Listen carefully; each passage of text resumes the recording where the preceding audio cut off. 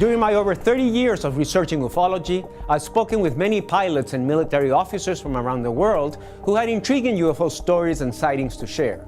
Recently, a story from a 35-year CIA veteran by the name of Chase Brandon made national headlines when Lee Spiegel from the Huffington Post posted a story about Brandon's claims that he viewed documents held by the CIA that confirmed the Roswell incident was of extraterrestrial origin. Brandon first told this story on Coast to Coast. Then in an interview with Spiegel, Brandon stated, quote, "It was a vaulted area and not everybody could get in." Whether Brandon's story can be confirmed or not, it seems that more and more retired military officials or ex-government workers are coming out and sharing their experiences of what they have witnessed. At the recent International UFO Congress, an ex-fighter pilot approached me and wanted to tell his story.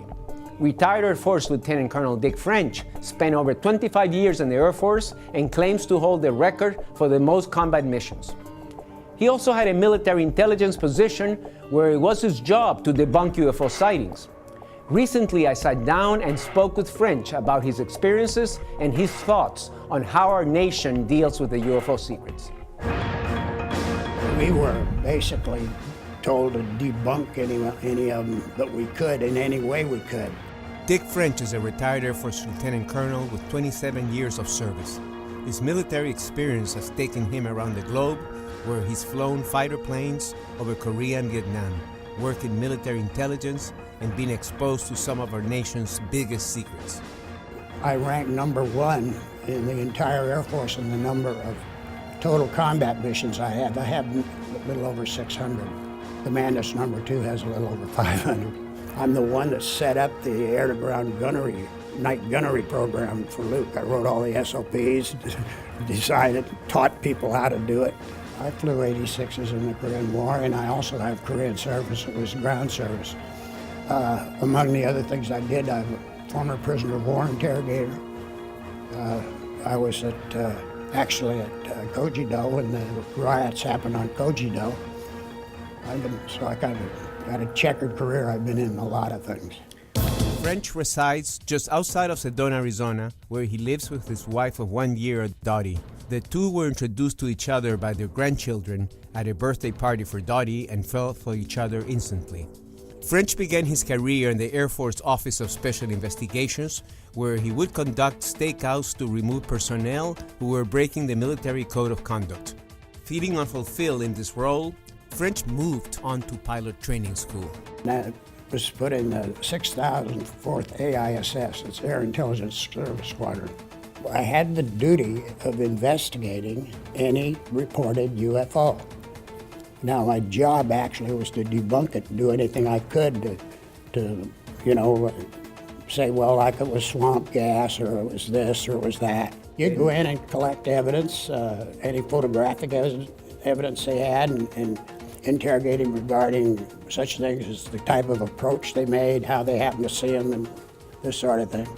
What their estimated their capability when they left, if the thing took off, how fast did it climb, how did it turn.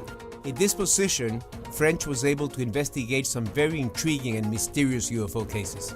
This UFO pulled right up on his wing, sat out there for about maybe 10, 15 minutes on the left side, which is the pilot side, and I'm sure the UFO pilot knew it. But anyway, that's the pilot side. And then he dropped down underneath it, came up on the other side of it, sat there for another 20 or 30 minutes, and then he'd fly off a few miles and then come back, and one thing and another. In the meantime, they got to where the FIR, it goes right into a control zone, airport control zone for landing at Tokyo. And as soon as he called Tokyo Control, for a slot time, to let down and so forth, the thing just turned, very sharp turn up to his left, and away it went. They had a UFO report down to the Hanford Atomic Energy Plant. He scrambled on that, he and his wingman, and he got up on they were flying 86Ds, pulled up alongside them, and then, the way you force somebody to turn, I wanted to turn them in and make them land. What happened is when it didn't do it, so he dropped the pod, they gave him clearance to fire, but before he could pull the damn trigger, he blew up. They explained that. They said what happened, they had a problem, a malfunction with the fuel control, and the airplane just blew up. They used some kind of electrical weapon of some kind, because the second the pod came down, boom, instead of the rockets going out and knocking down the UFO, the airplane blew up. His position in the military exposed French to many high-profile people, and he even claims to have met Colonel Corso. Yeah, I know. I met Corso after that incident happened, down in New Mexico. When he called in, that he had pieces of it, and they came out, and what they actually did, they took all of the pieces away from him. They also took the bodies, both alive and dead. They took all of those to Wright-Patterson to the Foreign Technology Division under Paul Sleeper. From there, when they finished, a lot of that stuff they took to Area 51. French has taken his military experiences and written a novel about them. His book, Macedonian Gray, is the story of a jet fighter pilot's life, both on and off the battlefield. I wrote that as a novel for the simple reason that I'm concerned about getting sued. So I wrote it as fiction. However, a great deal of it is based on fact. Had I tried to write about this, say 20 years ago, I wouldn't have gotten away with it. I mean, whether they'd have killed me or what they'd have done with me, but I'm sure I wouldn't have gotten away with it.